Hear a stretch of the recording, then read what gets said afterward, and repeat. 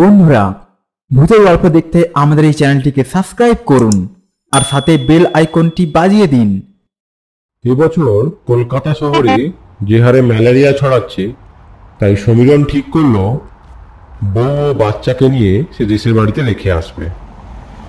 কি গো, তোমার হয়েছে? চলো, গাড়ি তো গেটের সামনে এসে গেল।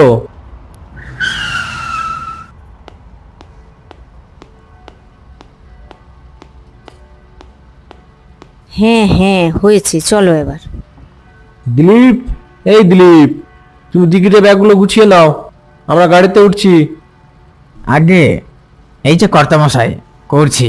তাই ভাড়া বাড়ি থেকে সব মালপত্র গাড়িতে বোঝাই করে সমীরণ দেশের বাড়ি দিয়ে রওনা দিল। সমীরণের বাবা মারা যাওয়ার আগে খুব সস্তা দামে একটা নীলকুঠি কিনেছিল এক জমিদার বংশ থেকে, কিন্তু নীলকুঠিতে বসবাস করার ভাগ্য তাদের হয়ে ওঠেনি। নীলকুঠি কেনার দুদিন পর সমীরণের বাবা মারা যান।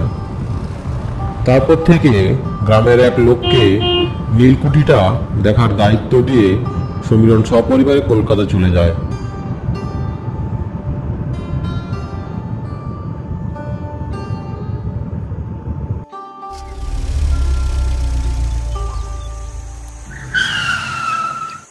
সমীরণ গাড়ি থেকে নেমে গাড়িতে থাকা ব্যাগপত্রগুলো নিতে যাবে, এমন সময় কোথা থেকে একটা পাগলের আবিষ্কার সেখানে হলো। যা, চলে যা এখান থেকে, কেউ বাঁচবে না, ও কাউকে বাঁচতে দেবে না, যা যা যা যা, চলে যা। কি গো, এই লোকটা এসব কি বলছে? তুমি ছাড়ো তো ও কথা, যত সব পাগলের উৎপাত। এই যে পাগল কোথা থেকে যে আসে। এই যা যা, এখান থেকে যা। গাড়ির ড্রাইভারকে বিদায় জানিয়ে সমীরণ বউ বাচ্চাকে নিয়ে গেটের ভেতরে প্রবেশ করলো। বাহ, বিপিন বেশ খেয়াল রেখেছে বড় বাড়িটার, চারিদিক বেশ পরিষ্কার পরিচ্ছন্ন। পরিষ্কার না ছাই। ওই দেখো, মা কালীর মন্দিরের সামনে একটা কুকুর কেমন মাটি খুঁড়ছে।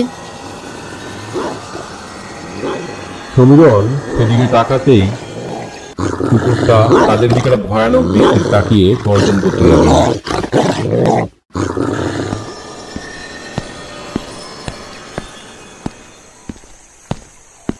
নাম কর্তা, আপনার আসার খবর পেয়ে দুজন লোক লাগিয়ে সব কিছু পরিষ্কার পরিচ্ছন্ন করে রেখেছি কর্তা। এই, তুমি কেমন বাড়ির খেয়াল রাখো শুনি?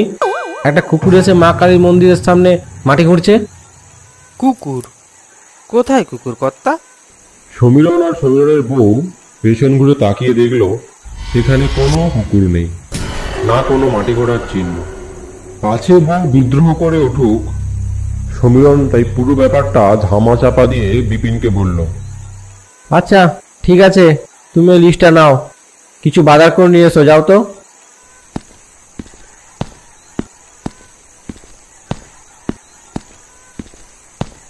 কুকুরটা হাওয়াতে ভেসে গেল নাকি? কি ব্যাপার বলো তো? আরে রাস্তার কুকুর, আমাদের অজান্তে কখন পাশ কাটিয়ে গিয়েছে আমরা হয়তো খেয়াল করিনি। তুমি চলো, ভেতরে চলো।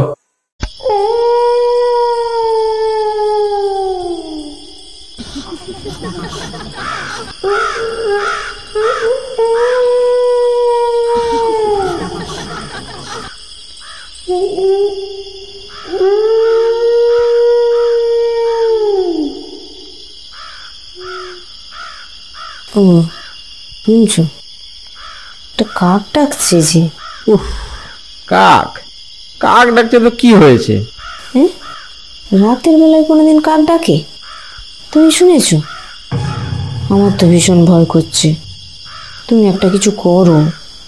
সমীরণ আচমকা বিছানা থেকে উঠে চিন্তা করতে থাকলো, বউ তো ঠিকই বলছে। সমীরণ কি করবে না করবে ভাবছে, এমন সময় সে শুনতে পেল একটা কান্নার শব্দ। এত রাতে একটা মেয়ে মানুষের কান্নার আওয়াজ। দাঁড়াও, আমি বাড়িটা একবার দেখে আসি। না না, তুমি একা যেও না, আমার তো ভীষণ ভয় লাগছে। কোন ভুতুড়ে জায়গাতে যে তুমি আমাদের নিয়ে এলে।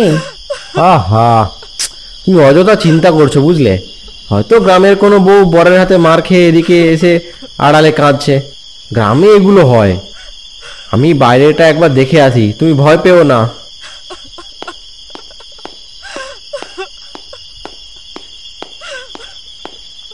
সমীরণ দরজাটা খুলে বাড়ির বাইরের চারপাশটা ভালো করে লক্ষ্য করলো, কিন্তু কিছু দেখতে পেল না। সে দুপা বাড়িয়ে কালী মন্দিরটার দিকে তাকাতেই তার সারা শরীরে একটা শীতল বাতাস বয়ে গেল। সে দেখতে পেল মন্দিরের পাশে একটা বাচ্চা ছেলে খেলা করে। তার পাশে বসে একটা মহিলা কান্নায় ভেঙে পড়েছে। কে কে কে ওখানে? সমীরণের হাতে থাকা টর্চের আলোটা সেদিকে ফেললো, কিন্তু কেউ কোথাও নেই। সে যেন ভয়বাক হয়ে গেল। পাছে বউ ভয় পাবে তাই সে ফিরে এসে বউকে কিছুই বলল না। বাড়ির চারিদিকটা দেখলাম, বুঝলে, কোথাও তো কিছুই নেই। তুমি চিন্তা করো না, শুয়ে পড়ো।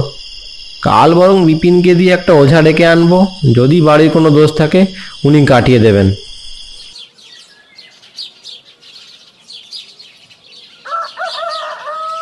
সকালে বিপিনকে ডেকে সমীরণ রাতের পুরো ঘটনাটা খুলে বলল। আমিও সেই কান্না শুনেছি। গ্রামের অনেকেই একটা ছোট্ট বাচ্চা ছেলের সাথে তার মাকে এই বাড়ির চারপাশে ঘুরতে দেখেছে। আর আর আর কি? আর একটা কুকুরকেও। বলো কি? তাহলে আমরা সেদিন ঠিকই দেখেছিলাম। আগে হ্যাঁ কর্তা, এই গ্রামের কেউ সন্ধে হলে নীলকুঠির দিকে কেউ আসে না। তুমি এত বড় কথা আমাকে গোপন করলে? তুমি আগে কেন এসব আমাকে বলনি? আমায় ক্ষমা করবেন কর্তা, আমরা গরিব মানুষ। আপনি যদি ভয় পেয়ে এই বাড়ি বিক্রি করে দেন, বউ ছেলে সব না খেয়ে মরবে। আচ্ছা আচ্ছা, ঠিক আছে। তাহলে তুমি একটা ভালো ওঝা ডেকে আনো, দেখি উনি কি করতে পারেন। হ্যাঁ কর্তা, আমি এক্ষুনি নিয়ে আসছি।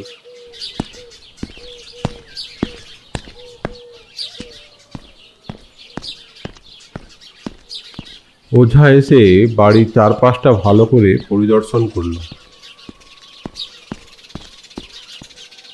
সমীরণকে ডেকে বলল, আমি যা দেখতে পেলাম, এই জমিদার বহু বছর আগে এই কালী মন্দিরের পাশে এক মহিলাকে পেটে বাচ্চা থাকা অবস্থায় তার পোষা কুকুরের সাথে কবর দেয়।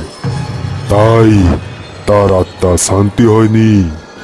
তার অতৃপ্ত আত্মা এই বাড়ির চারপাশে ঘুরে বেড়াচ্ছে। আজ পর্যন্ত সে কারোর ক্ষতি করেনি।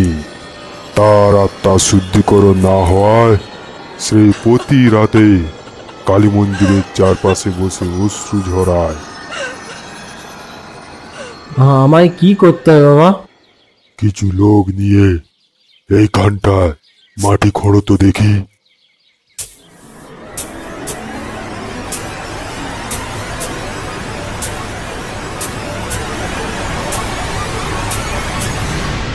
মাটি খুঁড়ে কিছু কঙ্কালের হাড় দেখতে পেল সবাই। ও মা গো, ও কি গো, তুমি এবারে বিক্রি করে দাও, আমি এখানে থাকবো না। মা, তুমি ভয় পেও না। আজকের পর থেকে তোমার বাড়ির চারপাশে কোনো রকম অশুভ শক্তির প্রকোপ থাকবে না। তুমি ভয় পেও না বৌমা। বাবা, তুমি ওই হাড় কঙ্কাল একটা পুটলিতে বেঁধে চলো তো আমার সঙ্গে নদীর পাড়ে। সমীরণের আদেশে বিপিন ওই হাড় কঙ্কালগুলো জড়ো করে একটা বস্তার ভেতরে নিয়ে নিল। তারপর সমীরণ, ওঝা ও গ্রামের কিছু মানুষ নদীর পাড়ে যায়।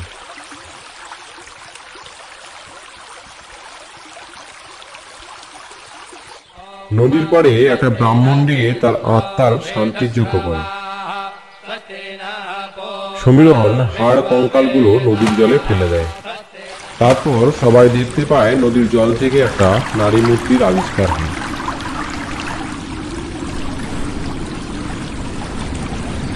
ধন্যবাদ আপনাকে।